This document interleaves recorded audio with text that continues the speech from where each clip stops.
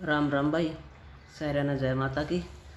आज सुनाऊंगी भाई फागुन मास के शुक्ल पक्ष की एकादशी का क्या नाम है और उसकी कहानी सुनाऊंगी और उसके व्रत की विधि जो इसमें लिख रखा है मैंने पढ़ी है वो बताऊंगी। तो भाई फागुन मास के कृष्ण पक्ष की एकादशी का नाम आमला एकादशी है। तो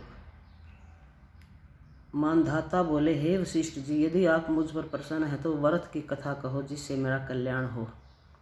महर्षि वशिष्ठ बोले, हे राजन, सब व्रतों से उत्तम और अंत में मोक्ष देने वाला फागुन मास की आमल की एकादशी का व्रत है।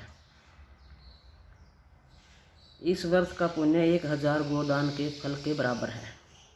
मैं आपसे एक बहुत पौराणिक मतलब पुराणों की कथा सुनाता हूँ। एक वैदिक नाम का नगर था। उसमें ब्राह्मण, वैश्य, क्षत्रिय, शूद्र चारों वर्ण के लोग आनंदपूर्वक रहते थे। उस नगर में सदा वेद की ध्वनि गूंजा करती थी। उस जगह पापी, दुराचारी, नास्तिक आदि कोई न था। उस नगर में चैत्रथ नाम का चंद्रवंशी राजा राज्य करता था। वो बहुत महान और विद्वान था, धार्मिक था। उस राज्य में कोई भी दरिद्र तथा कंजूस नहीं था। उस राज्य के निवासी विष्णु के भगत थे। वहाँ के निवासी वृद्ध से बालक तक एकादशी का व्रत किया करते थे।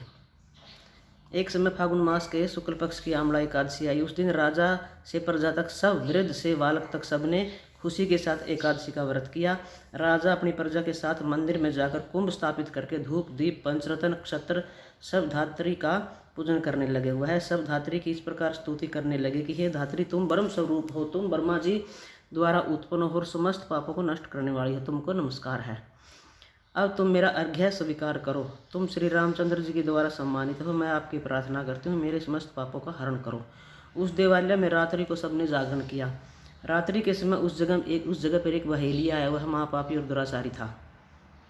वह हिंसा करता था, भूख प्यास से अत्यंत व्याकुल था। कुछ भोजन इच्छा से मंदिर में एक कोने में बैठ गया।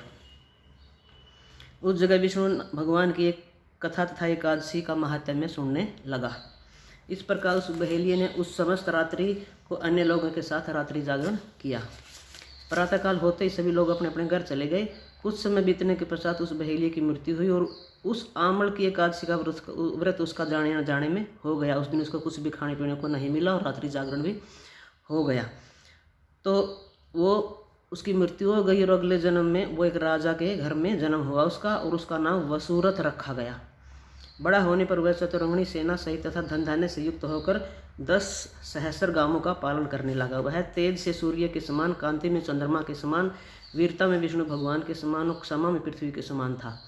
वह बहुत धार्मिक, सत्यवादी, कर्मवीर और विष्णु भगत था। दान देना उसका नित्य का कार्य था। एक दिन राजा शिकार खेलने के लिए जंगल में गया। दैव योग से वह रास्ता भूल गया और दिशा का ज्ञान न होने के कारण वह एक वृक्ष के नीचे सो गया। उसी समय पहाड़ी डाकू वहां आए और राजा के ऊपर उन्होंने प्रहार कर दिया। वो डाकू उसके ऊपर हथियार चलाते, लेकिन वो हथियार उसके ऊपर ऐसे लगते जैसे तिनका लगता और वहीं पे नष्ट हो जाते। तो उल्टा उन डाकुओं पर ही प्रहार करते, जिससे वो मूर्छित होते गए। उस समय राजा के शरीर से एक दिव्य कन्या प्रकट हुई। वह सुंदर नेत्रों तथा आभूषणों से अलंकृत थी। उसकी भ्रुकुटी टेढ़ी थी। उसकी आंख से लाल लाल अग्नि निकल रही थी।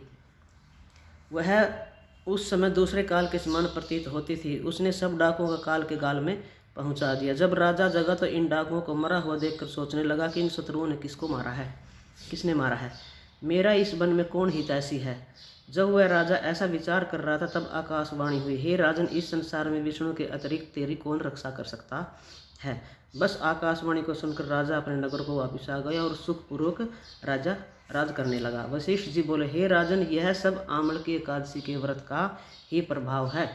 जो मनुष्य इस आमल की एकादशी का व्रत करते हैं वह प्रत्येक कार्य में सफल होते हैं और अंत में विष्णु लोक को जाते हैं। तो भाई अब 26 एकादशियों के नाम पढ़ो, जिससे हमें व्रत के उद्यापन का भी पुण्य मिलता है, ये जरूरी है।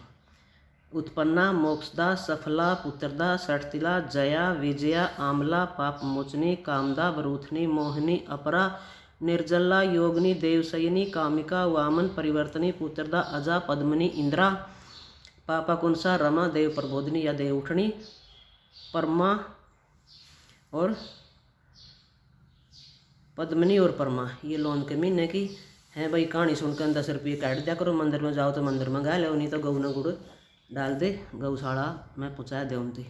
तो भाई ये काम जरूर किया करो, और एकादशी का व्रत सारे किया करो भाई, इसका बहुत महान पुण्य है। एकादशी के व्रत के समान कोई पुण्य नहीं है। जय एकादशी माता की, जय गौ माता की, जय मेरी भारत माता की जय हो।